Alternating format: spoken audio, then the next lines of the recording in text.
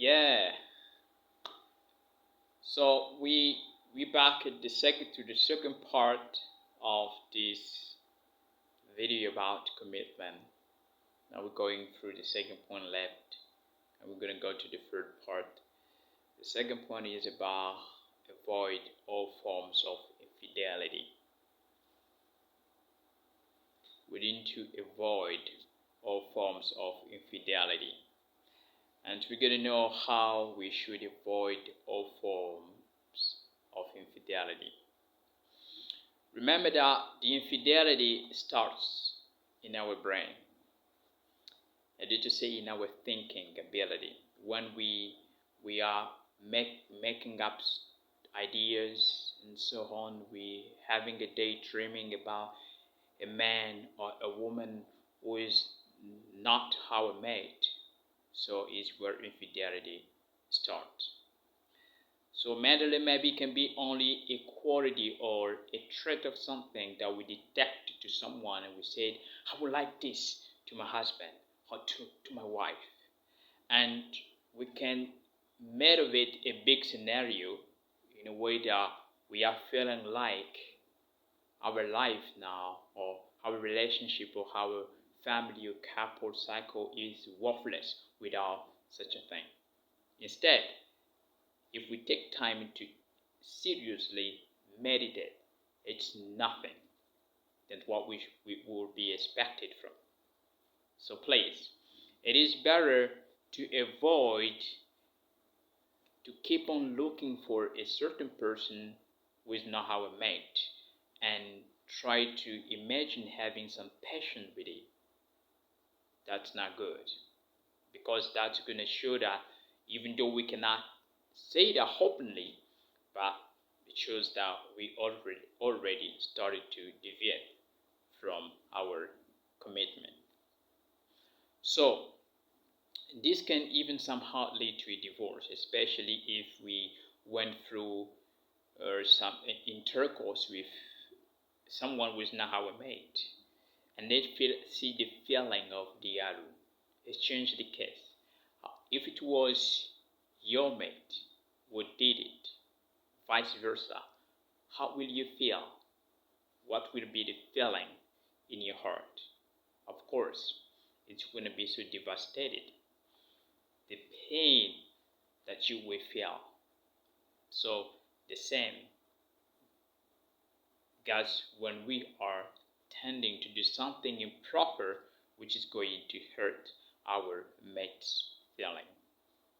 So then remember that we need also to avoid some entertainment like viewing pornography and so on when we watch going through those sites where our husband or our wife we feel uncomfortable and you're gonna feel like it's nothing.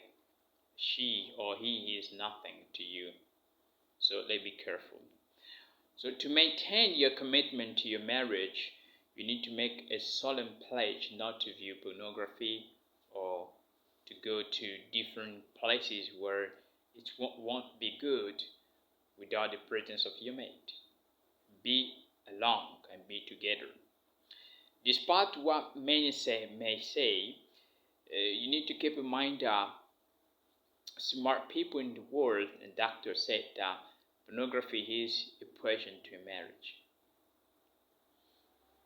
Let's see what one wife expresses her feelings about a husband's viewing habit. She said that my husband says that watching pornography spices up our love life, but it just makes me feel that I'm worthless, that I'm not enough for him. I cry myself to sleep when he watches it. So please, would you say that this man is strengthening his commitment to his marriage, or is he undermining it?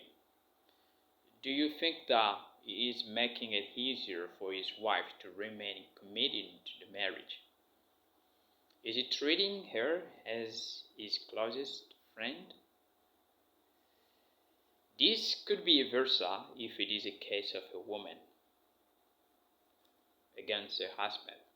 If a woman is addicted to watching pornography, and somehow you see how the husband going to fail. Yes, that's going to lead you to start living a double life. So please conclude an alliance with your, or a covenant with your eyes to avoid all sorts of things that could make your mate feel unloved, or he or she is not enough for you. In addition to avoid pornography, you need to guard your heart from forming an inappropriate attachment to a member of the opposite sex. Of course, many people that flirting with members of the opposite sex, it does not harm to your marriage. That's what they said. That when you are flirting with members of opposite sex, this doesn't harm to a marriage. It's just a joke. But keep in mind that the heart is treacherous. Do you remember maybe a month ago, some months ago, or maybe a year, or maybe 2, 3, 4 years, the way you succumbed to something improper?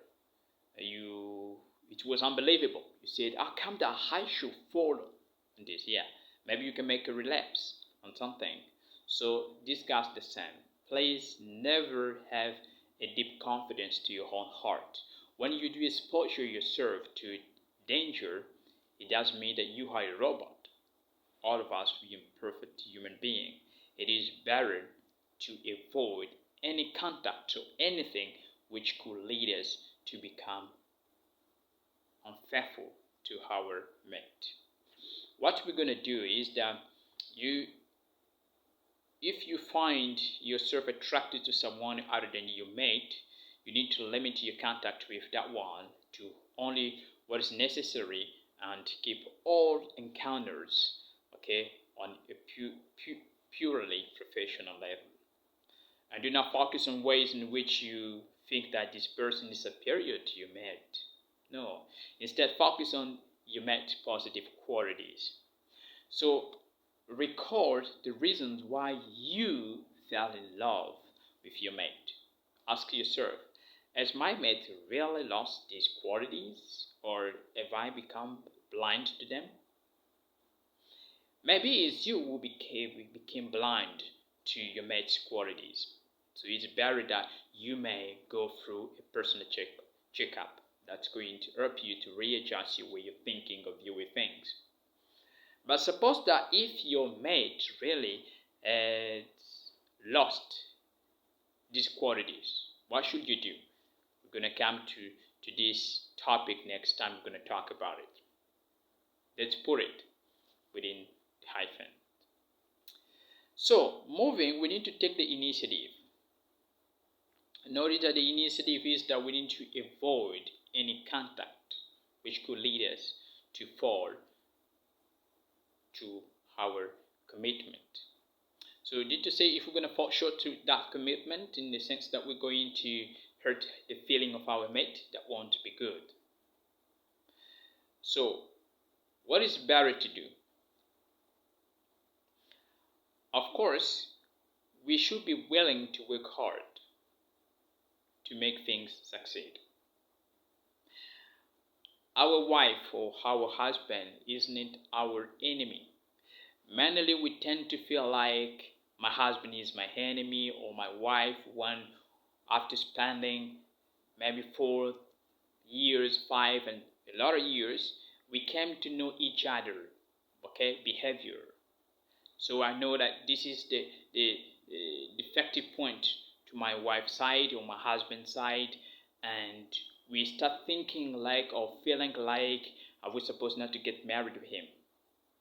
And we have also some other expressions that we should manually avoid, is about when going through an argument or maybe trial situation, or within your marriage, do not say or use the expressions such as, if I knew I could not get married to you, or come on, it was a big mistake to get married with you.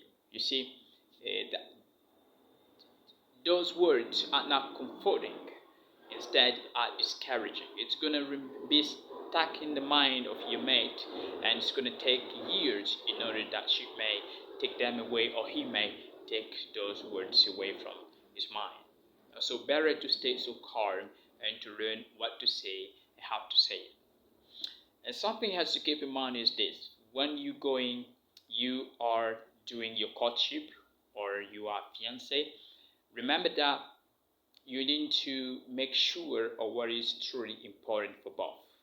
Take time to talk about serious discussions or topics, such as, even though you are married, you're going to talk about the discussions about why today different couples or marriages are going for divorce, and why are they divorcing, what are situations that they're facing, and how you, whether with your future spouse or your husband if you are married, what should you do in order to avoid to fall into the same pit?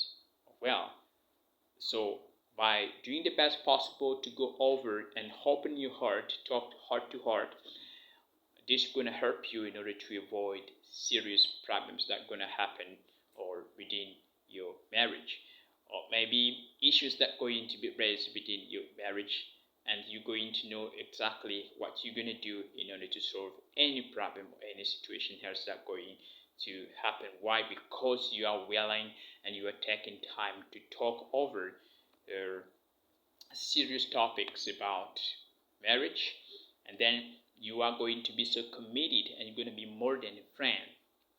And keep this in mind that we have friends and we had friends, and still today we are close to those ones. Remember that if we think that our mate should be perfect, but to our friends we don't want them to be perfect, we are understanding their mistakes, but that of our mate we don't understand, there is a problem.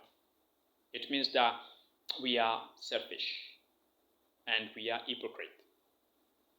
It is better to truly understand the mistakes of your wife. It means that we're not talking about serious ones, but we're talking about mistakes that are normal, that a friend can fall short to you, and you need to apologize or to forgive freely. So in this way, when you are understanding that your mate should not be so perfect, things will work well, and then you're going to enjoy your marriage relationship, and your love will really thrive. Whether your marriage is stable or strained, your mate needs to know that you are committed to making the marriage a success. So please, take whatever appropriate steps are necessary to convince your mate of that fact. Are you willing to do that? Hopefully. And I hope that things are going to go well with you. Once more, thank you very much. We're going to go through the third part of this topic, and it's going to be next time. Please don't forget to subscribe, and don't forget even to tell others about this channel, and we hope things will go well with each one of us. So we appreciate your time and the way you're doing the best possible watching, and we will always be making sure of looking for interesting topic to be helping us to stay committed to our marriage mate. Thank you and goodbye.